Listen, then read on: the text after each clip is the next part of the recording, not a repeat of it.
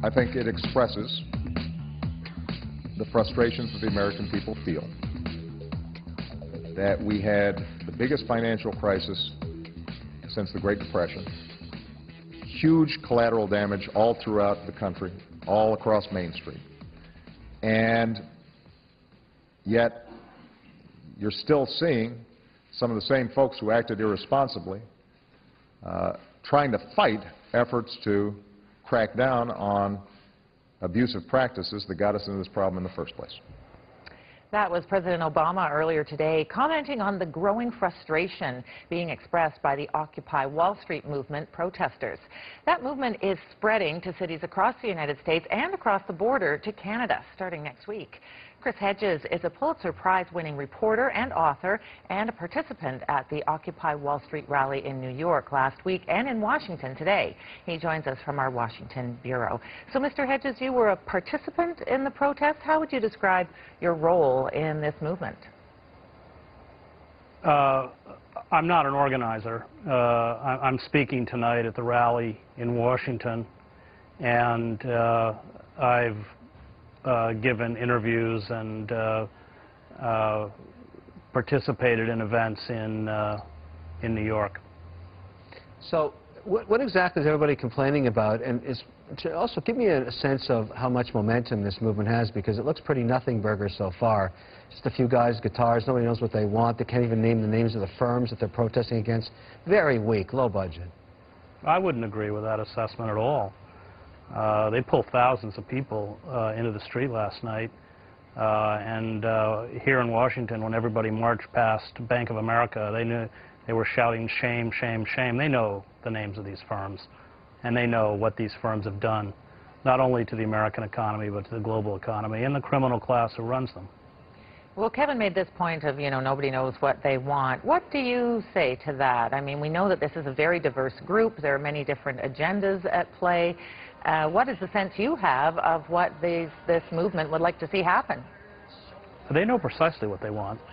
They want to reverse the corporate coup that's taken place in the United States and render the citizenry impotent. And they won't stop until that happens. And frankly, if we don't break the back of corporations, we're all finished anyway, since they're rapidly trashing the ecosystem on which the human species depends for survival. This is literally a fight for life. It's that grave, it's that serious. Corporations, unfettered capitalism, as Karl Marx understood, is a revolutionary force. It commodifies everything, human beings, the natural world, which it exploits for profit until exhaustion or collapse. And the bottom line is we don't have much time left. We are on the cusp of perhaps another major banking crisis in Europe, defaults in Greece, followed by Spain, Portugal. There's been no restrictions, no regulations of Wall Street. They've looted the U.S. Treasury. They've played all the games that they were playing before. And we're about to pay for it all over again. Listen, don't take this the wrong way, but you sound like a left-wing nut bar. If you want to shut down every corporation, every bank, where are you going to get a job? Where are you going to work? Where's the economy going to go? Corporations don't produce anything. And oh, really? No. Financial corporations on Wall Street... Are you driving a car to the protest? No. They are speculators. I'm talking about the financial institutions like Goldman Sachs. They don't manufacture. They don't make anything. They gamble.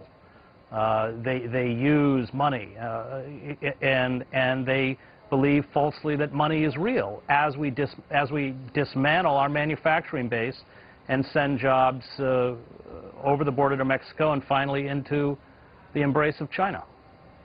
Well, I see that you and Kevin could get into an absolutely huge argument here. I don't usually go on shows where people descend to character assassination.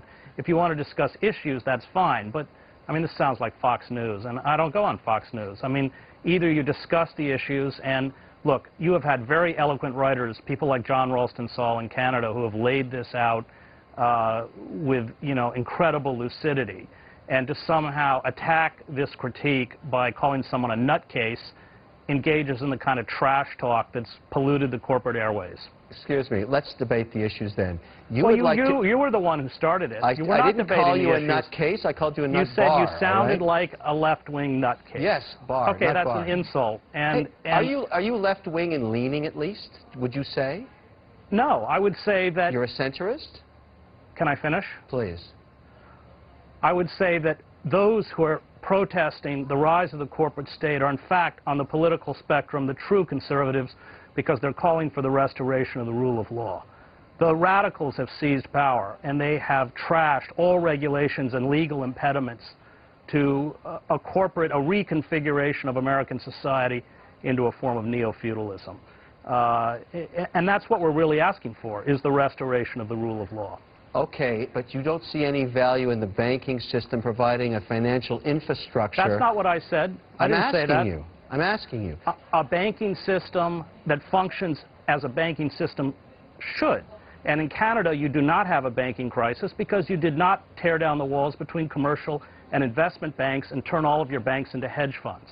If instead of handing massive sums of money to Citibank, Wells Fargo, which are basically zombie banks, they still hold tremendous toxic assets, we had created 10 regional banks with $10 billion each and leveraged them 10 to 1, people could have been saved. 6 million people have been pushed out of their homes because of foreclosures and mortgages. We could have reinvested in communities. Small businesses which cannot get credit would have gotten credit. Instead, they're just sitting on the capital and not lending it.